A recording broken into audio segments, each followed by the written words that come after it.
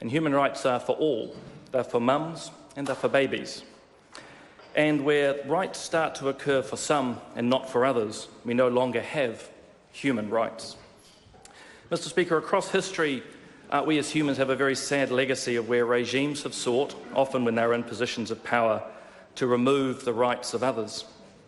These regimes of the past, and certainly in recent centuries, always start by defining a category of people as non-human, as not the same as us.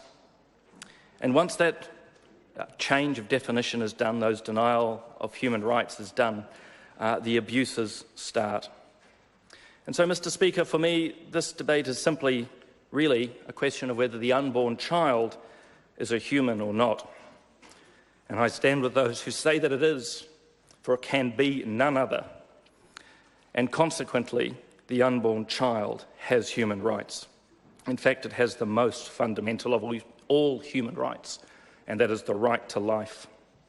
My wife said to me, "Every pregnant woman gives birth to a human, nothing else. She is pregnant with a human being, and this is incontrovertible. Those in favour of terminating the unborn work exhaustively to avoid this fact. But as I say, what develops at conception is simply each and every one of us, just a little bit younger. As some have said, they're just cells in the womb. But oddly too, we are cells, just a little older. Mr. Speaker, the sad irony of this debate is those who proclaim their love of human rights are actively seeking to remove it from some. It has been said, I've noticed that everyone who is for abortion has already been born. I think this sort of statement of those born and advocating abortion would be what progressives call the position of privilege, where those with power exercise it over those without. And I think those who call themselves progressives in this parliament will find themselves in the uncomfortable position in the debate of the unborn of actually being the privileged, the people of power and those who can dominate others. They already have rights, but they are open and willing to remove them from others. Mr. Speaker, the unborn child is arguably the most vulnerable of all human beings. Those with disabilities and those who are unborn girls, even more so. And for us to say we believe in human rights, then the truth of what is said comes down to whether such rights apply to those who need them most, and I would argue in this case the unborn. As a colleague of mine in Australia has said recently, the best chapters in our history have been when we have recognised the innate dignity of others, but our worst have been when people with rights have decided that others should not have them. Mr. Speaker, I always have and always will stand and speak for those who promote human rights for all.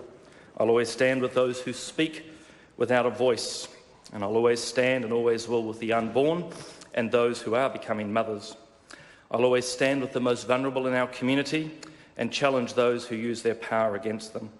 And I'll always stand with those who struggle to be themselves in a society that demands able uniformity. And I'll always stand, Mr. Speaker, between those hundreds of thousands of New Zealanders working every day to promote the rights of all human beings, mothers and babies, not just those deemed worthy. And so I turn my final comments to those on the side of right, of full human rights, of those who long for the best chapters of history. I cannot use the term you, so excuse my talking in the third person. But these people are amazing who fight for the most vulnerable, who use their voice to speak for those who have none, who sacrifice their time to help others and fight every day to promote human rights, not for themselves, but for those who have none, those who fight not for themselves, but against those who seek to deny the rights of others.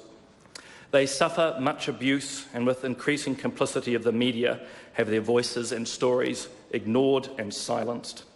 But I can offer some hope in what may seem another day of darkness in this Parliament, for I have spoken of history and right. That which is right will always win, for the light will never be extinguished. And history shows that just when those who promote and celebrate death think they have won, life triumphs. Priyanka Radhakrishnan.